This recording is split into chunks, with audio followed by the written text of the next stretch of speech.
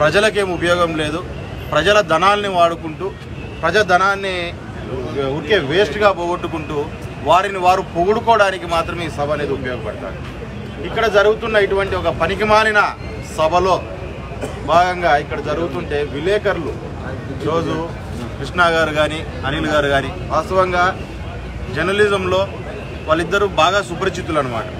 మొత్తం జిల్లాలో ఉన్న వైఎస్ఆర్ లీడర్లకు కావచ్చు, తెలుగుదేశం లీడర్లకు కావచ్చు, సిపిఐ కావచ్చు, సిపిఎం కావచ్చు, అట్ ద సేమ్ టైం మనకు జనసేన కావచ్చు, ఉన్న అన్ని పార్టీల్లోనూ అందరి నాయకులతోనూ మంచి వ్యక్తులు అని అనిపించుకోగలిగిన వ్యక్తులు.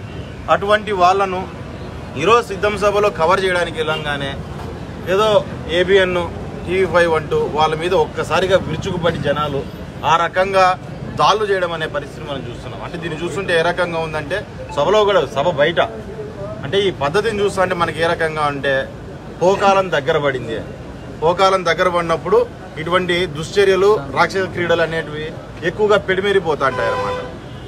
అటువంటి పరిస్థితి ఈరోజు చాలా క్లియర్గా కనపడుతుంది. దాంట్లోనూ ఒక వ్యక్తిని, సరే విలేకర ఇంకోరు అనేది పక్కన పెడదాం, ఒక వ్యక్తిని అంత అరాచకంగా అంత రాక్షస ఆనందం పొందేటట్టుగా ఆ రకంగా కొట్టడం అనేది ఇప్పుడు ఒకసారి ఆలోచన చేయాలి. ఎక్కడైనా 10 మంది నాయకులు రాజకీయ పార్టీల్లో ఉన్నప్పుడు నాయకులు కలిసినప్పుడు కనీసం ఎవడన్నా ఆపడానికి వెళ్తాడు. ఆపడానికి ప్రయత్నం చేస్తున్న మిగతా విలేకరుల మీద, మిగతా వ్యక్తుల మీద కూడా దాడి చేసే పరిస్థితి. అంటే ఇప్పుడు మనం పొద్దు నుంచి మనం కూడా చాలా వీడియోలు చూస్తున్నాం. ఎక్కడ చూసినా క్వార్టర్ బాటిళ్ళు, బిర్యానీ ప్యాకెట్లు, దానితో పాటు గుడ్లు పెట్టుకొని ఈరోజు తాక్కుంటా తిరుక్కుంటా ఏదో ఒక పిక్నిక్లో ఒక ఎంజాయ్మెంట్ లాగా ఈరోజు ఒక సభకు అనేదానికి వాళ్ళు ఏదో చేయడానికి వచ్చేసారు. ఈరోజు అంత తప్పదాగి ప్రజల మీద పడి ఈ రకంగా దాడులు చేయడం అనేది సరైన పద్ధతి కాదు. ఈరోజు ఏదైతే వీరికి జరిగిందో ఒకసారి ఆలోచన చేసుకోవాలి. ఇక్కడ ఉన్న ప్రభుత్వంగా పోలీస్ యంత్రాంగం కావచ్చు, వీళ్ళందరూ కావచ్చు.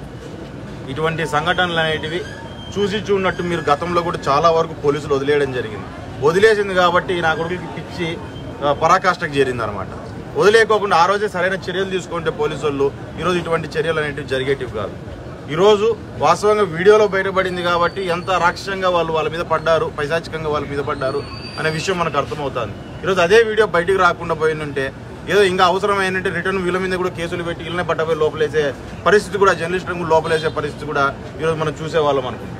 కానీ ఖచ్చితంగా దాంట్లో ఎవరైతే పాల్పడ్డారో ఈ పనికిమాలిన పనికి, ఎవరైతే అక్కడ వాళ్ళ మీద దాడులు చేయడం ప్రయత్నం చేశారో వారందరి మీద పోలీస్ యంత్రాంగం కూడా పూర్తి స్థాయిలో యాక్షన్ తీసుకోవాలి.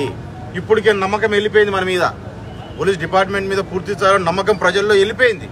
దీన్ని చాలా రౌడీలకు, వాస్తవంగా చెప్పాలంటే వైఎస్ఆర్ కండువాలు కప్పుకున్న రౌడీలుగానే చూస్తున్నారు పోలీసుల్ని కూడా. ఈరోజు కాకి బట్టలు తీసేసిన సామాన్య ప్రజలు మాట్లాడే పరిస్థితికి వస్తుంది పోలీసుల మీద. దయచేసి ఆ ఉన్న కాస్తో కూస్తో గౌరవాన్ని మనం కాపాడుకోవాల్సిన అవసరం ఉంది. కాబట్టి జిల్లా పోలీస్ యంత్రాంగం కూడా ఖచ్చితంగా వాళ్ళకి న్యాయం జరిగేటట్టుగా ఎవరైతే ఇందులో పాల్పడ్డారో, ఈ ఘటనలో ఎవరైతే ఇన్వాల్వ్ అయి ఉన్నారో వారందరి మీద కేసులు కట్టి వాళ్ళ మీద తగిన చర్యలు తీసుకోవాలని చెప్పి కూడా మేము కోరుతున్నాము. ఖచ్చితంగా మీరు తీసుకోని పక్షంలో రాజకీయ పార్టీలు అన్నీ ఏకమవుతాయి.